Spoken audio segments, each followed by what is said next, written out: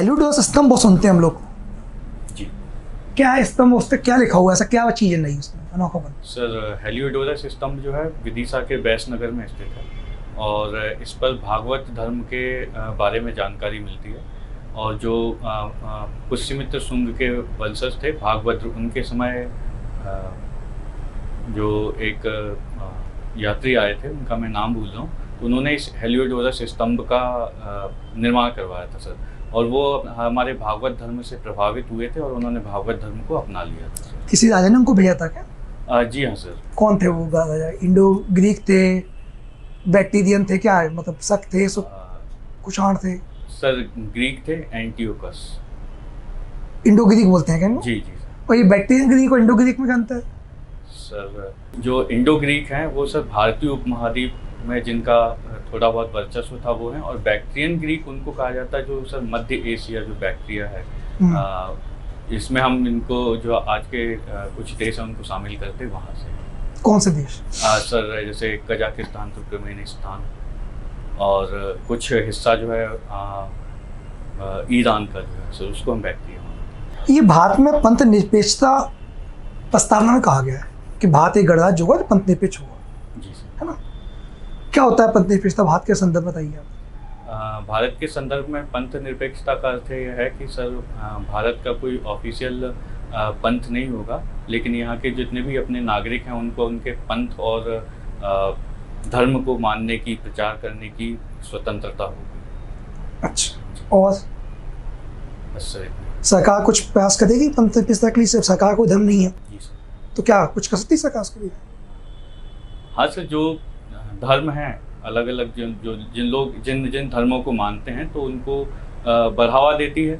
जैसे हमारे संविधान में ही अगर देखा जाए सर, तो धार्मिक स्वतंत्रता का अधिकार है सर। और अल्पसंख्यक जो हैं, जो धार्मिक रूप से अल्पसंख्यक हैं, उनको उनके शिक्षण संस्थानों के प्रबंधन का अधिकार दिया हुआ है। मैं एक उदाहरण पूछा था कि भारत सरकार जो कर इकट्ठा करती है हमसे, यदि इस कर का उपयोग सभी धर्मों के उत्थान के लिए करे तो ये पंथ निरपेक्षता में आएगा कि नहीं आएगा?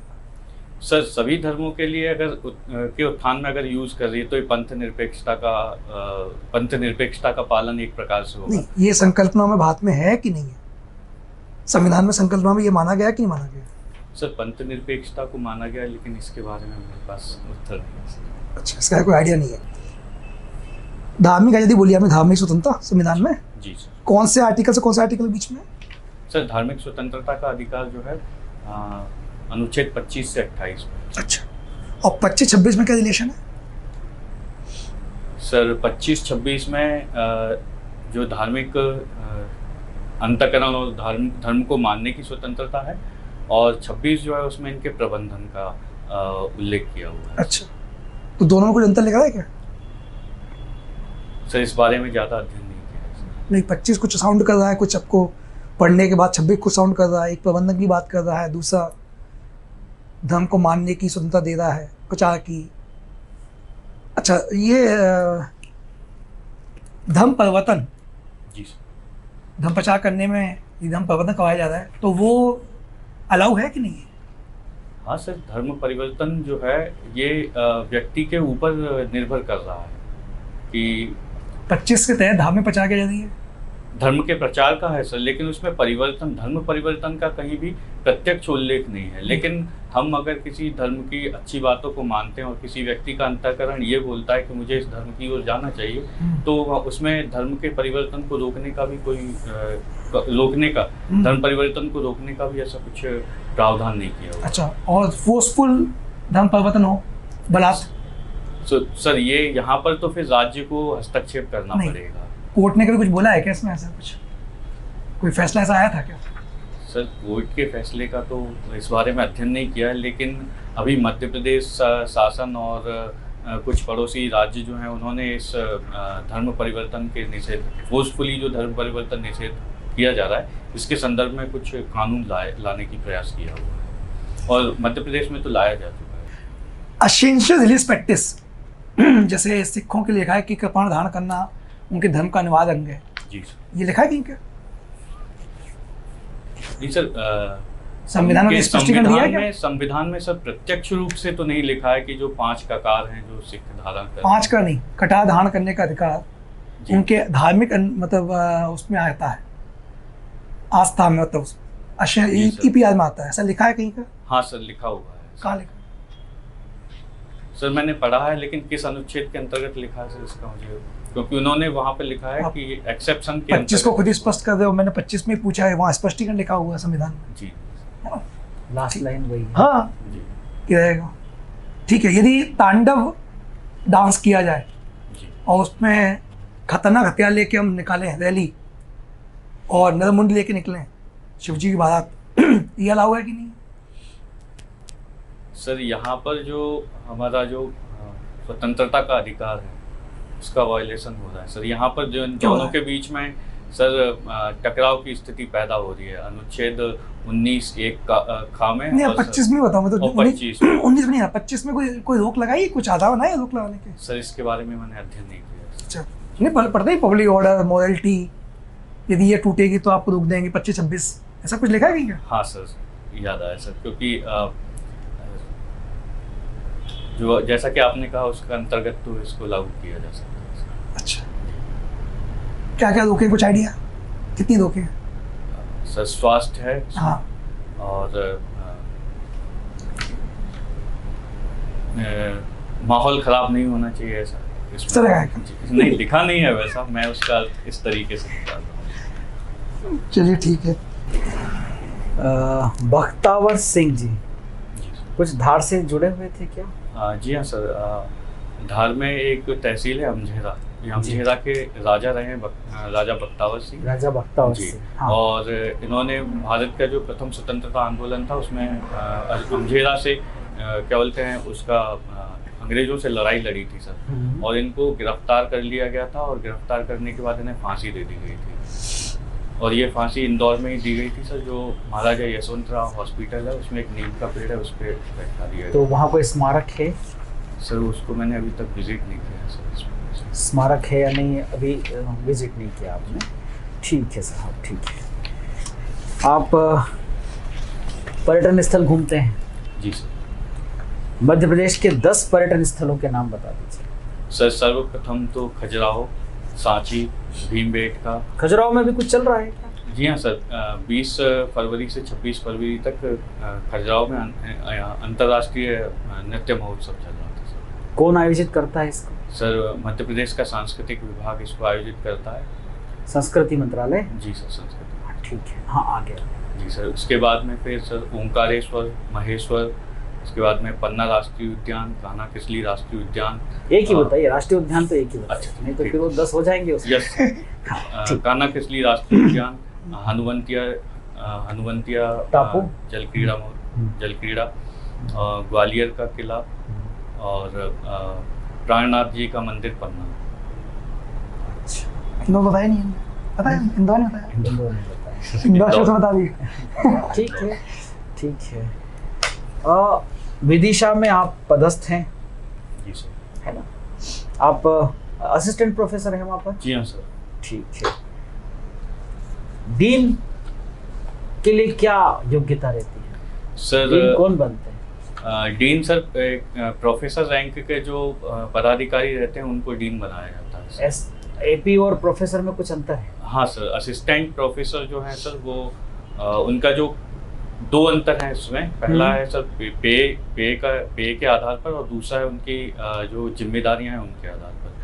पे के आधार पर सर जो असिस्टेंट प्रोफेसर हैं उनको 15,600 प्लस 6,000 AGP का स्किल दिया जाता है, ठीक है। और प्रोफेसर जो हैं सर उनको 37,100 से लेकर उनका 67,000 तक जाता है, जहाँ AGP 10,000 तक रहता है सर। और जो जिम्मेदारियां हैं सर वो ये हैं कि असिस्टेंट प्रोफेसर को 1 वीक में 28 घंटे पढ़ाना है, और एसोसिएट प्रोफेसर और प्रोफेसर को 16 घंटे पढ़ाना है सर। तो इस वजह से प्रोफेसर और एसोसिएट प्रोफेसर्स पर प्रशासनिक जिम्मेदारी किसी संस्थान को चलाने की अधिक दी जाती है। तो जो डीन बनते हैं उनके पास में सर ये एक प्रकार से प्रशासनिक अधिकार होता है। प्रशासनिक अधिकार किसके पास ज्यादा रहते हैं, डीन के पास या एपी और प्रोफेसर के पास? सर प्रोफेसर्स के पास में, उन्हीं को डीन बनाया जाता है सर। अच्छा, डीन पाठ्यक्रम निर्धारण करते हैं क्या? जी हाँ सर, विभिन्न प्रशासनिक विभागों को, या फिर हम बोलें कि इनके जो हाँ प्रशासनिक विभागों के अंतर्गत डीन एकेडमिक जो है उनको वो रहते हैं सर। तो डीन एकेडमिक जो है वो अलग अलग विभागों को अपनी क्या बोलते हैं वो पाठ्यक्रम निर्धारण के लिए भेजते हैं, और उसके बाद में सर एक कमेटी होती है हर इंस्टीट्यूट में जिसको बोल देते हैं IQAC, internal quality assessment committee. तो उस कमेटी के जो हेड रहते हैं वो डीन एकेडमिक रहते हैं जो पाठ्यक्रम, तो वहाँ पर ये सारी चीज़ों का मतलब सर ये कहिए कंपैरिजन किया जाता है, और उसके बाद में फिर वो उसमें बोलते हैं कि ऐसी। कॉलेजेस का एक्रेडिटेशन कैसे होता है? सर कॉलेजेस का एक्रीडिटेशन के लिए अगर हम हमारे कॉलेजेस की बात करें, चाहे साइंस कॉलेज हो या फिर इंजीनियरिंग कॉलेज, इनके लिए national assessment and accreditation agency है सर, कमेटी काउंसिल। जी सर। हाँ। तो ये जो है वो इनका असेसमेंट करती है, और इनके मूल रूप से 3 चीज़ों पर ज़्यादा ध्यान दिया है। क्या पैरामीटर्स रहते हैं सर? मूल पैरामीटर रहता है सर, पहला पैरामीटर ये रहता है कि उस पर्टिकुलर संस्थान की फैकल्टी कैसी है, मतलब फैकल्टी की योग्यताएं, दूसरा उनका रिसर्च, और तीसरा जो बच्चों का प्लेसमेंट। मूल 3 चीज़ों पर। स्ट्रेंथ नहीं देखेंगे वो लोग? जी सर। स्ट्रेंथ नहीं देखेंगे सर, ये मूल 3 रूप हैं, और फिर इनके अंदर कुछ एक तो प्लेसमेंट बोला आपने, दूसरा फैकल्टी की क्या योग्यताएं हैं, क्वालिफिकेशंस, और एक और आपने कुछ बताया था। दूसरा सर मैंने बताया था पहला उनका अनुसंधान, रिसर्च पेपर कितने आए हैं? रिसर्च पेपर्स और पेटेंट। अच्छा, ऐसा रहता है। तो आपने कभी इस काउंसिल के साथ इंटरेक्ट किया? सर ये मैंने एक बार किया है 2016 में सर, इंटरेक्शन किया था। मैं अपने विभाग की तरफ से विभागीय NAC कोऑर्डिनेटर था सर। अच्छा, मतलब उनके भोजन पानी की व्यवस्था या फिर कॉलेज का वास्तव में? सर इसमें भी हमारे डिपार्टमेंट ने कमेटियां डिसाइड करी थी, तो मैं जो था वो एकेडमिक्स और ये सारी चीज़ें दिखा रहा था। क्या अनुभव रहा उसमें आपका? अनुभव अच्छा रहा सर। कुछ बता सकते हैं? जी हाँ सर। सबसे पहली चीज़ तो ये थी सर कि हमारे यहाँ पर जो रिसर्च पेपर्स तो थे हमारे डिपार्टमेंट में फैकल्टी के पॉइंट ऑफ व्यू से, लेकिन पेटेंट नहीं थे। तो जो विशेषज्ञ आए थे उन्होंने ये बोला था कि आप पेटेंट की ओर भी जाइए। तो पेटेंट कौन करता है इनका, इन रिसर्च पेपर्स का? सर इसके लिए हमारे भारत में है ना सर पेटेंट बोर्ड, सामान्य पेटेंट कार्यालय है, वही इनके लिए भी पेटेंट करता है क्या? हाँ सर, वही करता है। और रिसर्च पेपर मान्यता प्राप्त है, इसके लिए उसको कौन से मतलब पैरामीटर्स, कौन से नाउंस पे उसको परखा जाएगा? कसौटी क्या रहती है? सर इसके केस में UGC अप्रूव्ड जर्नल्स रहते हैं और SCI रहते हैं सर। तो UGC को पहले भेजा जाता है क्या? सर पहले जो UGC को नहीं भेजा जाता, UGC की तरफ से जो मान्यता प्राप्त जर्नल्स हैं उनमें अपना पेपर भेजा जाता है। अच्छा, वहाँ पर फिर तो वहाँ उसकी स्क्रूटनी होने के बाद ही वो पब्लिश होता होगा? जी सर। क्या, कैसे स्क्रूटनी होती है? सर पीयर रिव्यू स्क्रूटनी कहा जाता है। जो विषय विशेषज्ञ हैं उस पेपर की क्या बोलते हैं रिसर्च क्वालिटी को देखते हैं, और उनका उसमें भी सर 3 पैरामीटर पे देखा जाता है। पहली देखी जाती है कि आपके पेपर की भाषा शैली क्या है, दूसरी देखी जाती है कि आपके पेपर ने में क्या इनोवेटिव मेथड्स ली हैं, नया कुछ है कि नहीं, नया कुछ है। और फिर तीसरा ये देखा जाता है कि अगर कोई दूसरा व्यक्ति इसको रेफर करता है तो क्या वो उसमें कुछ नया ले सकता है। अच्छा, 3 बातें रहती हैं। रिसर्च पेपर अगर आपका मान्य हो जाता है, ठीक है, तो उसका कोई फायदा आपको अपने एकेडमिक ईयर मतलब जीवन में मिलेगा, आपकी सर्विस में मिलेगा? वर्तमान में सर जो एक रिसर्च पेपर आपका आया जी, क्या फायदा? 5 रिसर्च पेपर आए, क्या फायदा? सर ये जो है वो पहली चीज़ तो इसमें भी सर यहाँ पर भी मैं 2 बातें कहना चाहूँगा इसमें। ठीक है सर, पहला ये है कि जब एक पेपर आप लिखते हैं तो ये आपका जो एनुअल इंक्रीमेंट है उसमें सुनिश्चितता कर देता है कि आपको एक इंक्रीमेंट अवश्य मिलकर एक रिसर्च पेपर ठीक है सर। और अगर आपके पास में 5 रिसर्च पेपर हैं उसी दौरान, तो यहाँ पे आपके जो संस्थान जहाँ पे आप कार्यरत हैं उसके क्या बोलते हैं एक राष्ट्रीय या फिर अंतर्राष्ट्रीय स्तर पर उसकी मान्यता में वृद्धि करता है संस्थान की। जी सर। आपके रिसर्च पेपर से? जी सर। अच्छा, ठीक है। और अगर आप PhD कर लेते हैं जी तो क्या फायदा? कितने इंक्रीमेंट एक साथ लगते हैं आपके? सर यहाँ पर भी मैं सर दो चीज़ें बताना चाहूँगा बताइए सर। बताइए। सर पूर्व जिस समय मेरा अपॉइंटमेंट हुआ था सर, तब पीएचडी का इंक्रीमेंट करने पर जो था वो 4 एडवांस इंक्रीमेंट लगते थे एक पीएचडी पर। एक पीएचडी ठीक पर सर। और वर्तमान में जो है असिस्टेंट प्रोफेसर के लिए जो न्यूनतम योग्यता है वो पीएचडी ही कर दी गई है। अच्छा, मतलब उसके बिना आप बन नहीं पाएंगे। जी सर। नेट क्वालिफाइड है तो? सर नेट क्वालिफाइड है तो आप उसका आइडिया नहीं है सर। CSIR से होगा साइंस जी स्ट्रीम का तो? जी ठीक है, बढ़िया है। ये बताइए आप, ग्यारसपुर देखा आपने? जी हाँ सर। ग्यारसपुर से साल भंजिका मिली, साल भंजिका की मूर्ति, जी वो अभी किस म्यूजियम में रखी हुई है? सर ये ग्वालियर म्यूजियम में है। देखी आपने वो? जी सर। कैसी है, क्या है उसकी विशेषता खास? सर उसकी जो विशेषता है वो मैं यहाँ पे एक वर्ड बोलना चाहूँगा, पैरट लेडी जो है, पैरोट लेडी जो है उससे मिलती जुलती है। उसी को ही पैरोट लेडी कहा जाता है, क्योंकि उसको उनको देखने से, उस मूर्ति को देखने से ऐसा आभास होता है कि कोई जो तोता है पैरट, वो किसी उस पर बैठा हुआ है शाखा पर। और दूसरी विशेषता ये है कि इनको उर्वरता की देवी भी माना जाता है, कि अगर ये किसी सूखे वृक्ष की डाली पर या सूखे बैंत पर भी बैठेंगी तो उसमें भी अंकुरन फूल बनेगा। अच्छा, ठीक ठीक। आप कड़ोद कला नामक स्थान से हैं? जी सर। बदनावर के कड़ोद कला से हैं। ये कला शब्द क्यों, सोयत कला, कड़ोद कला है ना, ये कला शब्द का क्या शाब्दिक अर्थ क्या है? बहुत सारी जगह कला शब्द कई खुर्द लिख देते हैं, जी सर। खरसोद खुर्द, टोंक खुर्द, है ना, ऐसे यहाँ आपने कला लिखा है। आपके गांव का नाम है ये? जी सर। इसका कोई अर्थ, कोई मीनिंग कुछ? सर इसका जो अर्थ है वो जनसंख्या के संदर्भ में था सर, कैसे? कि अगर जनसंख्या ज़्यादा है तो उसको कला लिखा जाता था, और कम है तो उसको खुर्द लिख दिया जाता है। खुर्द और कला मतलब एक ही जी, कैटेगरी को अलग अलग ढंग से बताने का जी तरीका सर, ये है। जनसंख्या के मापने का पैरामीटर। कुछ है क्या ध्यान आपको कि कितना हो सकता है, क्या हो सर सकता इसका है? ध्यान तो नहीं है, लेकिन इसका उत्तर इसलिए दे पा रहा हूँ क्योंकि कड़ोद कला हमारा गांव है और उससे 3 किलोमीटर की दूरी पर कड़ोद खुर्द गांव है। तो वो इसी कारण से है? जी सर। अच्छा अच्छा, ठीक है ठीक है।